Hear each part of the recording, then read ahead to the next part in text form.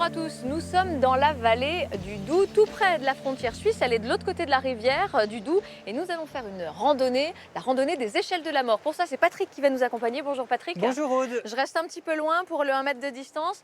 C'est une randonnée que tout le monde peut faire? C'est une randonnée familiale. C'est un site qui a été sécurisé il y a 17 ans. Donc toutes les familles avec les enfants à partir de 7 ans peuvent faire les échelles de la mort. On y va, Allez, Aude? eh ben c'est parti. On y va.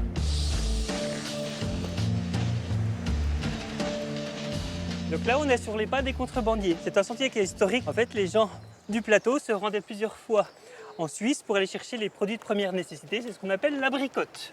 Mais c'était à quelle époque? C'était à partir du XVIIIe siècle, juste après justement l'annexion de la Franche-Comté par le roi Louis XIV. Les gens du plateau étaient assez pauvres. Et comme il y avait des produits qui étaient fortement taxés par le roi de France, ils allaient chercher ces produits de première nécessité qui coûtaient moins cher en Suisse.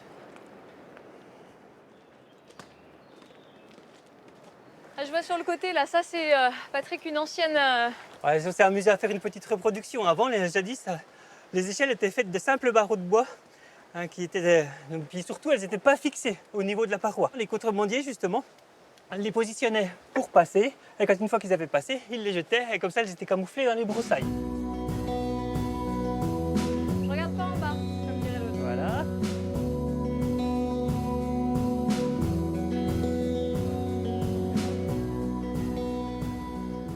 Donc en face de nous, la vallée du Doubs en enfilade. Donc en fait, les contrebandiers, ils passaient du côté français, donc ils descendaient toutes ces parois rocheuses Oui, et ils remontaient. Ils remontaient pas forcément parce que du côté suisse, pas à ce niveau-là, mais un petit peu plus loin, il y avait des auberges et c'était là que les contrebandiers, les familles s'approvisionnaient.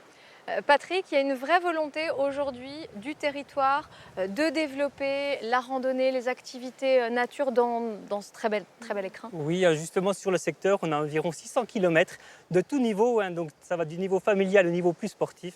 Donc On peut vraiment, faire de la randonnée, on peut faire du VTT. de la randonnée, du VTT, de l'équestre.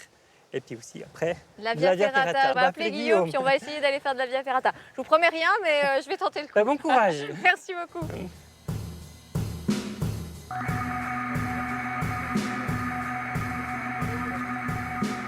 Je cherche Guillaume, c'est vous, tout équipé. Oui, c'est moi. Il faut quoi comme aptitude physique pour faire de la Via Ferrata? Il faut déjà une bonne aptitude physique, donc être minimum sportif et ne pas avoir le vertige. Donc, voilà. Donc moi qui ai beaucoup le vertige, je vais essayer, je vous promets rien, on essaye déjà au moins la première échelle. Pas de C'est ça? souci. Et là, Ouais. et c'est ce moment où je me demande pourquoi j'ai eu cette idée de reportage. Hein? C'est vraiment ce moment-là. Il y a un pied à mettre plus que l'autre? Non, non, non. Il faut vraiment forcer avec les pieds, vous poussez avec les pieds. Eh ben, je déconseille ça aux gens qui ont le vertige, définitivement.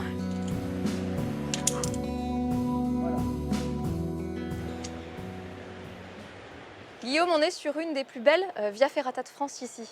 Elle était classée dans les 15 plus belles de France, oui. Là, on est vraiment sur quelque chose d'assez sportif pour les gens qui, justement, n'ont pas envie de faire que la randonnée.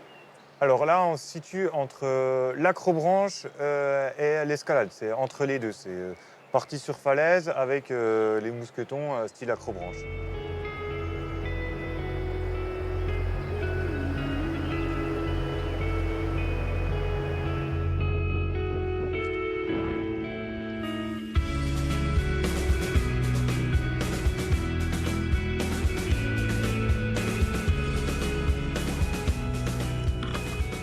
Si vous ne savez pas si vous êtes fait pour la Via Ferrata, je vous conseille de venir ici à la Combe-Saint-Pierre, à quelques kilomètres, où on peut louer d'ailleurs du matériel pour la Via Ferrata et où il y a aussi un très beau parcours d'acrobranche pour savoir si on est ou non fait pour ça. Moi je vais me lancer en attendant. Hein.